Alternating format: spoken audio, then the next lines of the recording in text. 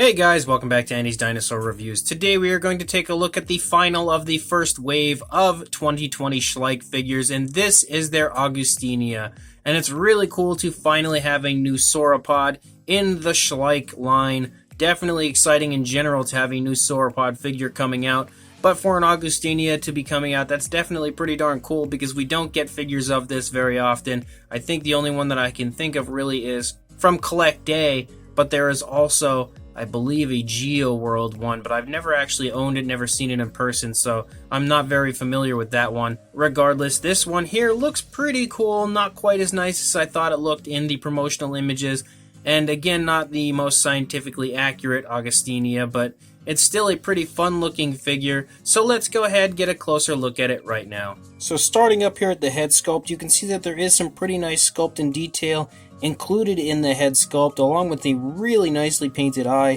It is very beautifully glossed as well, giving it an extremely realistic appearance. The nostrils are sculpted out up there, and I think the nostrils actually include a little bit of a gloss as well. Yeah, you can see it in there. So that's very cool. A really nice dose of realism, something you could have potentially seen on this sauropod. I think the head sculpt looks a little awkward, a little bit strange, but at the same time it has some life and character to it, and it does look very happy, so how could I be mad at that?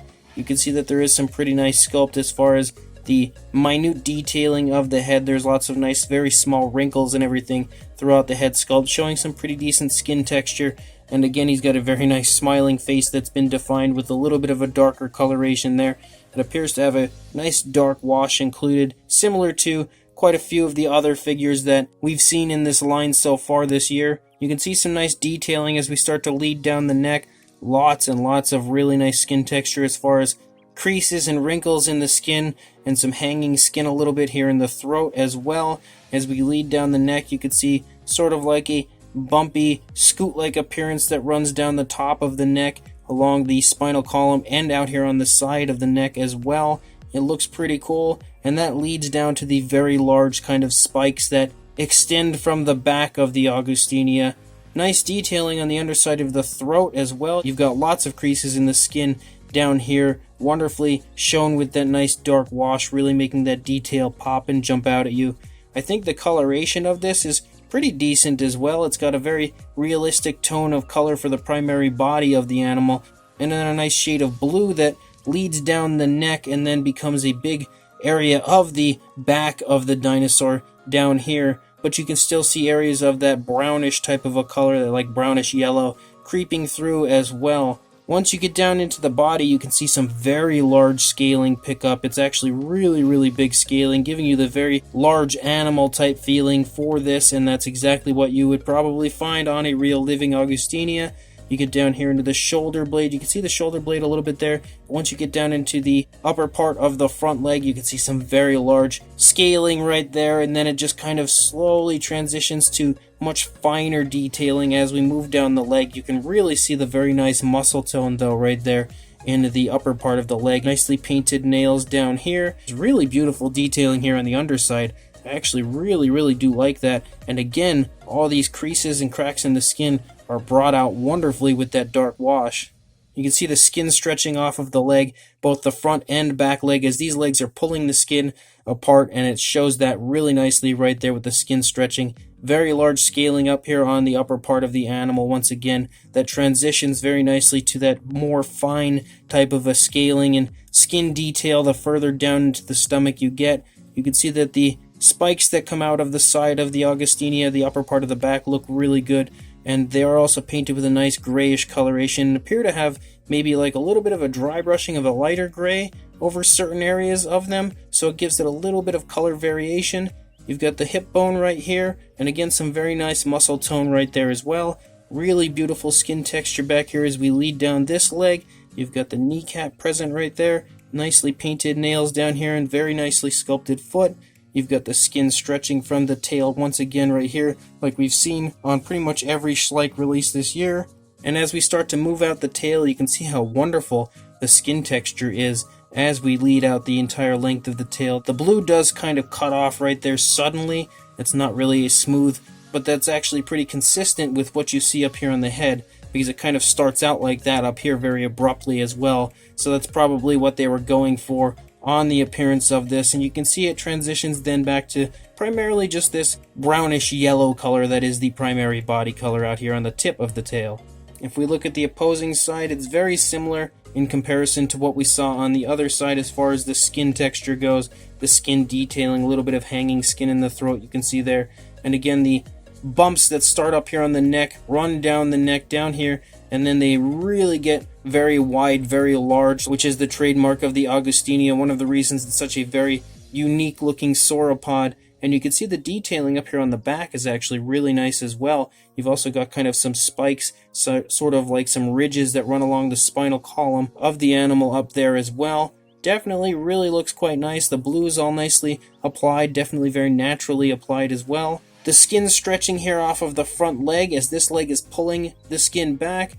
Really nice skin texture, those very large scales over here, and the muscle definition is very nicely defined right there. The nails are painted a little bit sloppily on this foot, but they're not terrible. You can really get a sense of the overall bone structure, especially in the foot region of the animal. Right there, you got a few little osteoderms here and there. Really nice skin texture in the stomach, and you can kind of get a sense of just the movement, the way the animal's stomach is reacting to the movement of the legs and everything right there. It looks really, really cool the way they've done that. Beautiful, very large scales, once again up here on the upper part of the hip area into the thigh. And then again, you can see the nice muscle tone and really the movement of the skin throughout the leg as well.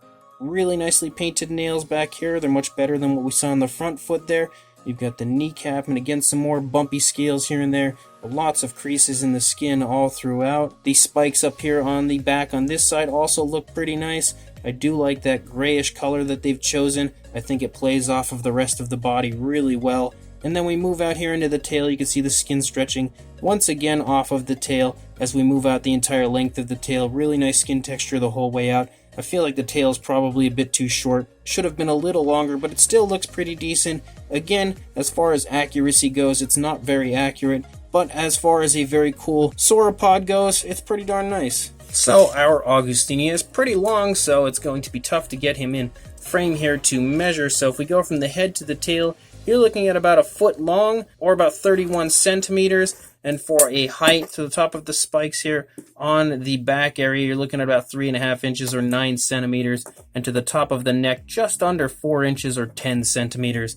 To the top of the tail, we can do as well. About 3 3/4 inches or about 9.5 centimeters for the tail. For a size comparison, there is Mr. Papo T-Rex, the Attack Pack Colovosaurus, and Robert Muldoon all here next to this Agustinia, showing you that as far as these figures go, it's definitely the largest as far as length goes. I think maybe the Baryonyx might have been a little bit taller. Initially, I had said that I thought the Baryonyx was probably the biggest figure of the year, but this Agustinia, for some reason, just slipped my mind. I forgot completely about it. This is definitely bigger than the Baryonyx because it is a sauropod. It's going to be, but you can get a good idea that it is pretty darn nicely sized in comparison to these figures here. And for a second size comparison, here are all of the first wave of the 2020 Schleich figures all together to give you an idea of how they all size up in comparison to each other. Hopefully this helps. They are all actually really quite nicely sized. And again, as far as scientific accuracy goes, you're not going to find much of it here, but as far as really cool looking dinosaur figures go, there's definitely quite a few to choose from. So this 2020 Schleich Agustinia is actually really quite nice. He has maybe a little bit of an awkward appearance to his head and his face, and he does look unreasonably happy, which again saves him in that department from being angry at him for his somewhat awkward looking head.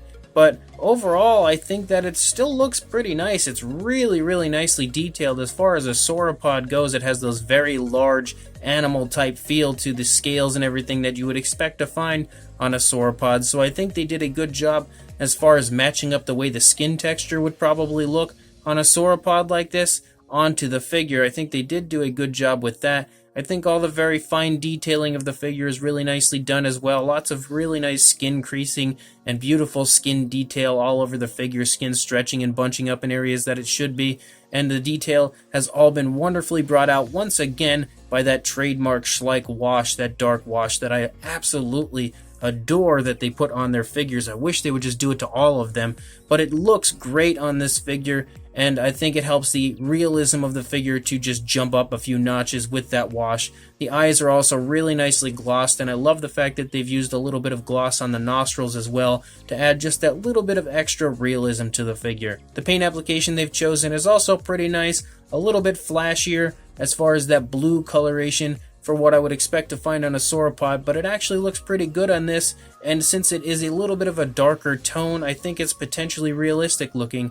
The main primary body color is also a really nice choice as well, considering it's a lighter color. It's something that I would have probably not expected to work so well once again, but it actually does look really quite nice in person. And then the grays on the spikes on the back I think were a great choice as far as what color they could have chosen for the spikes. Definitely really nice looking in contrast to the rest of the body. So this Agustinia from Schleich is again not the most accurate, but it's definitely a really cool looking figure, and I am so psyched in general to have a new sauropod introduced to the Schleich line, especially one as obscure as this, because we don't get very many figures of this. And it's actually nice to see one that looks a little different than what we've seen on the Collect A version, because the Collect A and the Geo World one look extremely similar, very, very eerily similar to each other. So it's nice to see one here that looks a good bit different than those. So if you want to pick this up, make sure you check the description, as I will have a link right there for you to head over to djenkins.com to do exactly that. So make sure you click that link, buy this very cool Agustinia, but before you do that, don't forget to please like, comment, and subscribe, and I will see you in the next review. Thanks for watching.